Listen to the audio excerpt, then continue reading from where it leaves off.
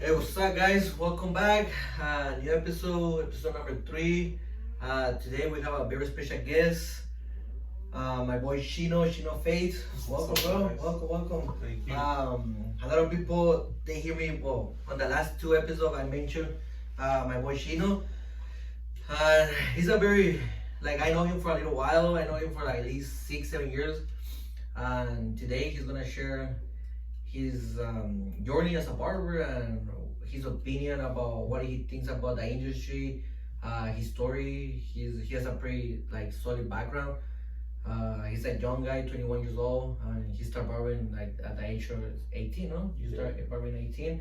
So here we go, guys. Thank you very much, and thanks for the views on the last 2 episodes, and thanks for the support. So here we go, Chino. What's up, bro? What's up, brother? How you been?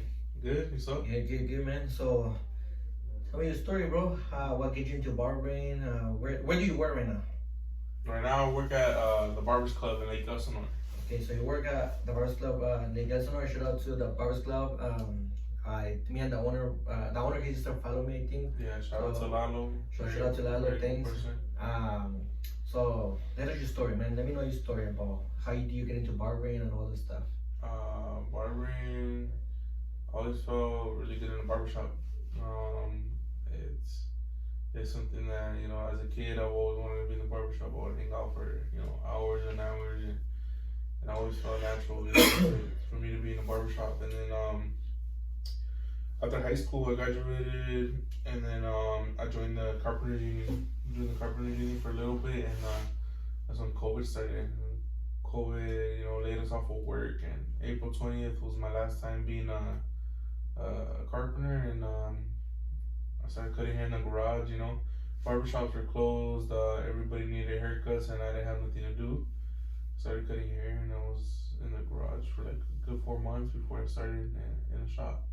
So you've been a barber for 3 years. Yeah. That's cool. So you went to apprentice or barber school? I did both. Okay, so you did that 2 ways. Yeah, it's a little bit of a blessing and a curse, but I learned from both. Yeah, you learn from both. So you know the benefits of the two of the 2 ways, Yeah. So if you have to give advice to young barbers, what we recommend, I take apprentice or go to full-time barber school. That's very, very hard because I wouldn't be where I am without having gone through both of them. And I think it just depends on the situation. I think it depends on how young they are and how much responsibility they have. In my case, it worked out perfectly. But let's say, you can start at 16, and for whatever reason, you get out of school early, or like for me, I had graduated high school a year early. I wish I would have gone directly into barber school. Rather than going into the carpenter union. But I quickly found out that could be very different from the situation that I went through. I think they both have very good benefits. Apprenticeship, you get to learn, I think, faster, and I think you get to become financially a little bit better off than if you were to go to school full time quicker. But at the end of the day, it's still going to take forever for you to get that license. And then there's always a risk. I've seen a lot of apprentices that they get comfortable having the apprentice license and they stop chasing the actual California state license, And I've seen it, with people, even when I went to school full time. It was my case, and it definitely was other people's cases as well. And then with school, I think the only real benefit to me from full-time school was that I was able to get my actual license quick. And so pretty much you recommend both kind of, it all depends the situation that you're. So the first barbershop that you ever worked, it was Major League Barbershop. Okay, cool. And then well, for the people that they don't know, we used to work together. We worked together at Major League Barbers for 2 years and a half. So I mentioned in all the podcasts, and I mentioned to other people around. For me, you and Mike the barber. Shout out to Mike the barber. Shout out to Mike, very good person, very good barber. You guys are the two best barbers that I ever met. That you guys learned so quick. do you think you learned so quick because of the position that you were on the shop that you were, or because you were hungry? Like, oh, say, you know what, fuck it, I wanna learn right now. Like, I have to, 100%. I think because of how quick it was because of where I was at. You know, I had 12, 13 other barbers that I could pick their brain, and I also had constant walk-ins. You know, it's every barber's dream to be able, like, when they're learning, to just cut and cut. Like, you can afford a mistake because, like, for the first hour you might mess up, but you can have 3 hours of straight, good haircuts. And I think that was nothing but good for my development as a barber. So how deep into your career when you started, you thought yourself like, I was like, damn, I can actually make a good career out of this. Like, how deep into when you started? In my situation, I think it would have been like a good 4 months that I knew that I was 100% gonna stay. Yeah, I did. But I think it took me like at least a year to feel like comfortable and content with what I had gone through already. I mean, I think it takes between 3 to 6 months to get it a little bit. Yeah. So, what's your favorite haircut to do? I like skin fades. I like doing like a nice comb over or a slick back. Your starting 5 best clippers to use. Your starting lineup. My starting lineup for me are my Gold Masters, Gold Magic Clip, Gold Babyliss Trimmer, Bronze Series 9 Shaver, and a Babyliss Shaver. Okay, so you say that you like to do slick backs and comb overs. Like, you don't. I mean, you've been in this industry for 3 years. You don't get tired of doing comb overs. I know, like, it was at one point. At like, one point, that's all I did, and I kind of did. Like, I would get excited when I got a taper, especially if somebody asked for a high taper. It was very exciting, but that wasn't the place that I was at, and I think now I get a very good diversity, and even flat tops. Somebody else we worked with, Lendy helped me out a lot with my flat tops, and I get a good diversity now, so I don't feel like everything's so repetitious, but it's very, very cool. I don't really get tired of anything anymore. I know I see you very active on social media and, like, especially Instagram. I see that you post at least 1 or 2 posts, like, during the day, like every day. How important is social media for your career? It's pretty important. A lot of my clients are able to see my updates, whether it be, me not working a certain day, me being booked up a certain day, or me having spots open. And then also the availability that they have to the booking app, they can they can click the link in my bio and, get easily accessible to all my appointments. And then just seeing my work, a lot of people could be scrolling on a random day. I post a haircut and they think, oh damn, like, it reminds them, they need a haircut or whatever it be, and it's definitely pretty important to my career. I know in one point of your life, you used to share a bunch of your personal life on social media, especially when you were driving your car. You used to post your car a lot, like me, I used to post my truck like every day, Yeah. And lately I know you haven't posted a lot of your personal life. Like me, people know my passion about baseball. I post my parents, when we barbecue and everything, but I don't post anything I do, like I do stuff outside the shop that, I mean, I really don't care if people see it or not, because at the end of the day, like, one of my biggest goals is that I'm more than a barber. When do you stop posting a lot of your personal stuff, and do you think people actually want to see your personal stuff? 100% people want to see what my personal life consists of, and I think it's more like I do share a lot about my personal life. Anybody that sits in my chair that I know relatively very well. No, but you share with your clients, but you don't share like. Yeah, no, on social media, not anymore. There's just a lot of stuff that's happened in my life that people people have a lot to say, people have a lot to think, and at the end of the day, it doesn't really matter to me. Um, at one point, I was sharing everything, like when it came out to how many meals I eat in a day, how many tacos or hot dogs we had at the stadiums, posting my cars or posting, you know, just a lot of dumb things like jewelry and a lot of stuff that isn't really important anymore. I wish I would have had my mindset that I have right now that I had at 18 when all of that stuff was going on, but it is what it is, and I learned from it. And I think at the end of the day, people want to watch sometimes not for the best intentions, and some people do have good intentions. But nowadays, like I'll post my parents, I'll post my fiance, and I'll post my siblings when I genuinely feel a moment of appreciation for that time. But other than that, people only know what I allow them to know. I talk about my personal life all the time. I'm very happy and I'm very proud of what I'm doing with my life. So people definitely do hear about it when they're in my chair. I know you're huge into hats. Yeah. Like most of the barbers, 90% of the barbers. Because you got me into the hat. How many hats do you own? I could say I own like a good like 50 hats, 50 hats around there, and I probably wear like 2 of them a year. How often you get your haircut? I try to once a week. Once a week? Yeah. Like, do you rock your hair or you always wearing a hat? No, I rock my hair. I only wear my hats. Damn, I used to wear them all the time.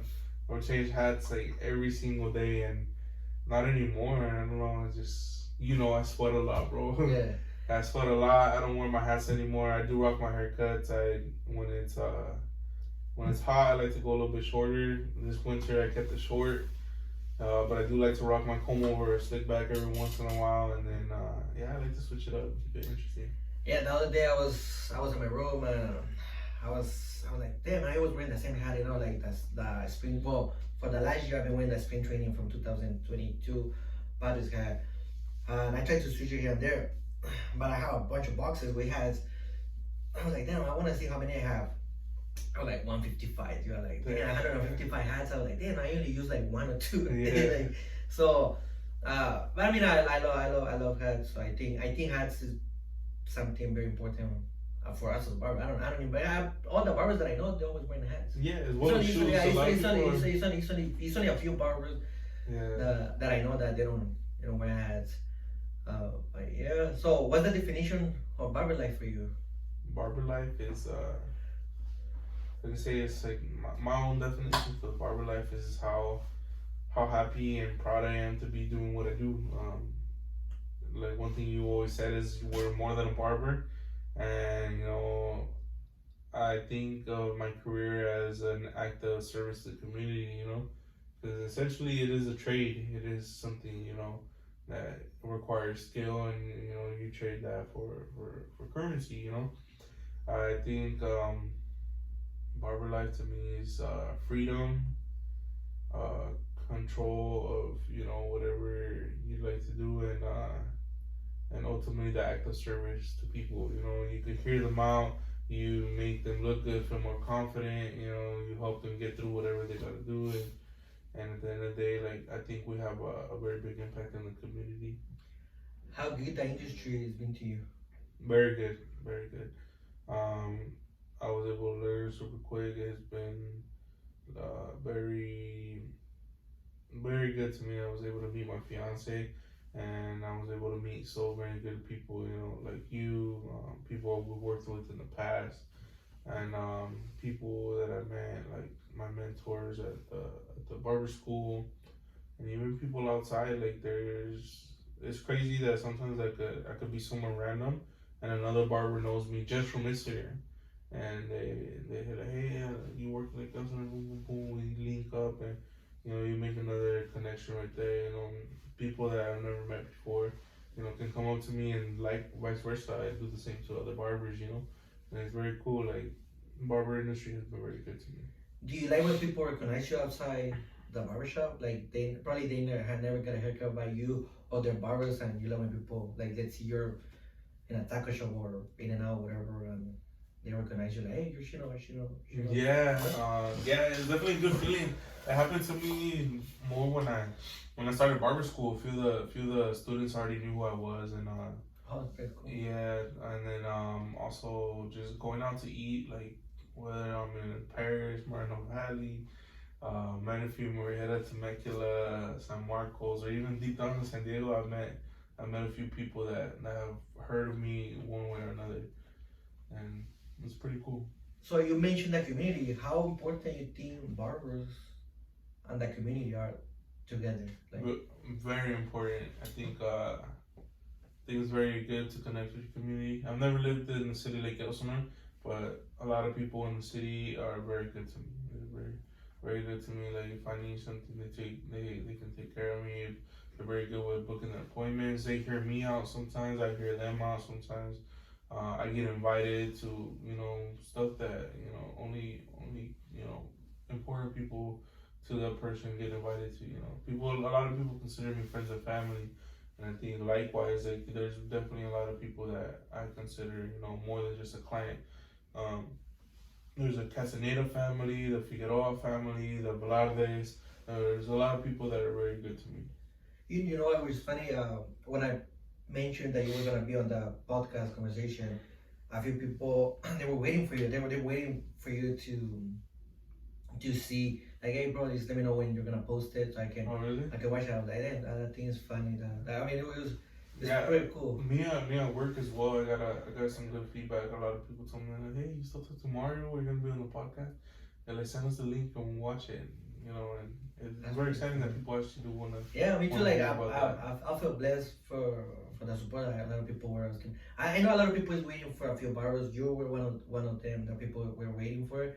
I mean, it's not like I have a bunch of people watching the video. Well, the last two videos got over 1,000 views, but people were actually, hey, let me know when you're gonna post Chino. I know people's waiting for Mike, and I have a big surprise on the 10 episode that probably can get a few group together. Steven Ponce is gonna be next too. Uh, so you work at Lake Elsinore, you work at the Barbers Club. Mm-hmm. Like how you see yourself in the next 5 years? Like you wanna open a shop, you wanna, what do you wanna do? For the next 5 years, I don't plan on leaving the Barbers Club for a while. Barbers Club is I work 100% comfortable there. It's very clean shop, very good people. I learned from a lot of people. Julio's a very good barber. Irving's a really good barber. Everybody's really chill. Jesse was the one who reached out to me to get me to be a part of the team, and Lalo, the owner, very good person. I'm very blessed to be there. But definitely in 5 years, I would like to either branch out and open up my own shop, or I really, really dig in the idea of being in the studio. I think it'll only help me connect to my clients and community a lot more. Yeah, working in the studio is definitely a little bit different than a barbershop because you're by yourself. You learn a lot. You learn a lot from clients. You learn a lot. You learn stuff that you never thought you were gonna learn, or you're gonna do stuff that you don't think you're able to do it. Mm-hmm. Like trust me, like the last 15, 16 months, it's been crazy. For me, it's been by crazy good. I've been learning a lot. So, 5 years. So you wanna open a barbershop. You wanna be in a studio. Um, how do you see the industry is gonna go, like for us as a barber in the next 5 years? Yeah. Unfortunately, I think a lot of inflation. So you think prices are gonna go higher in everything? Yeah, I think just in general, like that's the way. We're in California, like it's inevitable, but I'm not really a big fan of all that. But not just that. I think definitely I am looking forward to see what the industry has to offer, because I think the industry could only build on strength, and I'm excited to see new technology, new like with the clippers, blow dryers, with different products. I think the future has a lot of good stuff in store for the industry. Do you attend to barber battles or expos or anything like that? I used to before, and the only thing I don't like about the industry, but it's inevitable as well, because anything that has money or talent, mixed, there's always gonna be a lot of ego, and and that's not something I'm a big fan of. And I wasn't necessarily affected by it. It's just I don't like to be around that type of stuff. I don't like to be around that. So me personally, I like going to certain expos. I was at a small barber battle in Vista, and then I also got to experience a bigger barber battle of Coachella Barber Fest. So it was really cool. I still do want to experience. I want to experience two more at least. I'd love to do one in South America and then one in Mexico. You wanna compete or no? I don't know yet. I don't necessarily see myself competing. I don't find an interest in it. I'm more likely just like to attend. So who can be a better barber, skills or customer service? Customer service, 100%. I base my career on that very heavily. I think that'll take you farther than anything, because at the end of the day, like, the person decides what type of whether it's a good haircut or not, and that's all that matters. So a person could leave happy. No mames. ¿Sigue grabando? Sí, güey. Oh. So we're good? Yeah, we're good. Okay. I think the end of the day, the person's gonna dictate whether your haircut's good or not, and somebody else can have a different opinion. So as long as you find the ones that think your haircut is good, that's all that matters. So customer service beats Talent. talent. Beats small skills. Yeah, I think you should have a good mix, but I think to be a busy, decent barber, 70% customer service and 30% talent. So right now, as 3 years in the industry, does your circle around you, like, they're part of the industry? I know your lady, she's a barber cosmetologist. Yeah. But like, do you surround yourself with people that you met through the barbershop or through the barber industry? Most definitely. Everything has to do, like, for me and my fiance, has to do with our industry. We have a family that that are clients of hers that she's taken care of for over 10 years, and the mom is very, very good with us. Her niece's husband actually made an effort. Like, not just an effort, he made it happen. He celebrated my 21st birthday way better than anybody else had planned for me. And it was very cool to be a part of an experience with people that, for one, that I barely know and that I met because of the industry, but for two, that they see such an importance and such an eventful thing in my life that, only happens once. And to be honest, I wasn't that excited for my birthday, but they made it very exciting, yeah. And like me, my circle, a lot of people knows, some of my best friends, Mike, he's a barber. I met Orlando, people that I met through the barbershop. My homies from Phoenix, that they used to be Marines, and one, like, I was able to be the best man of one of him. They're twins, Alberto and Ramses. I was the best man on his wedding, and then I was the godson from the other twin. And I met it through the barbershop. And now we make trips together. We do a bunch of stuff together. We pretty much text each other like every day, like, what's up, bro? No, hi, Ben, how's everything? And we became family, everything that I've been having for the last 10 years, good or bad, is because of the barbering. So I totally understand your situation, for me, barbering has been somewhat like the best thing to ever happen to me. So it's pretty cool. So 3 years in the industry, you see yourself open a barbershop or suite. Your lady, she's a barber. So pretty much in the last 3 years, barbering has been your life, So do you think most of the people, when they sit on my chair, I always ask them, hey, how's your day going, or what do you do for work and everything? And they always ask me, it pays bills.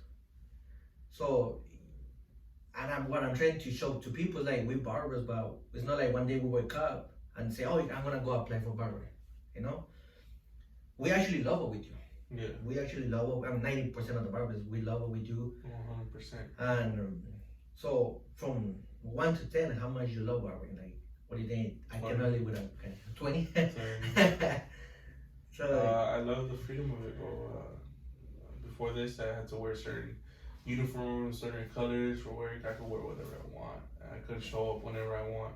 I can call off whenever I want. And most importantly, you know, like, I get to take care of whoever I want. Because I'm no longer in a position where I have to take anybody. Like, I make sure that I'm valued and I value that person as well.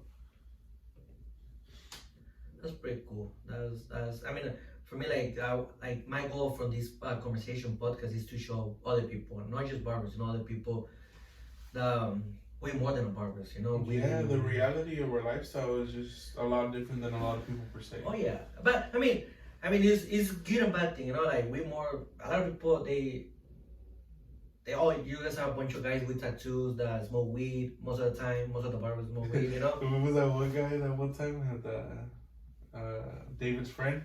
He's like, so everybody needs tattoos and a chain to work at the barber shop. It happens. Yeah. A lot of people perceive a certain, type of. Yeah, but I mean, at the end of the day, like, see, for me, like that's. I mean, I had tattoos when the first time I told my dad I was gonna be a barber. I was like 10 years old. I was like, hey, I wanna be a barber because I wanna talk about sports. I wanna have tattoos. I wanna cut hair. But I mean, the main reason that I'm a barber is because I wanna have tattoos. And I wanna talk about sports. Like all my clients. Like right now, like I get to a point of my career that all my clients, they come over here because they want to talk shit about the Padres or they want to talk good about the Padres. Yeah. But I made that. Like I choose.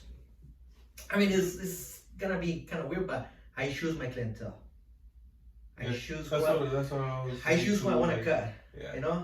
I mean, whoever barber that say, oh, not in shoes. Yeah. I mean, I cut anybody. I don't care. But I choose who I want to cut.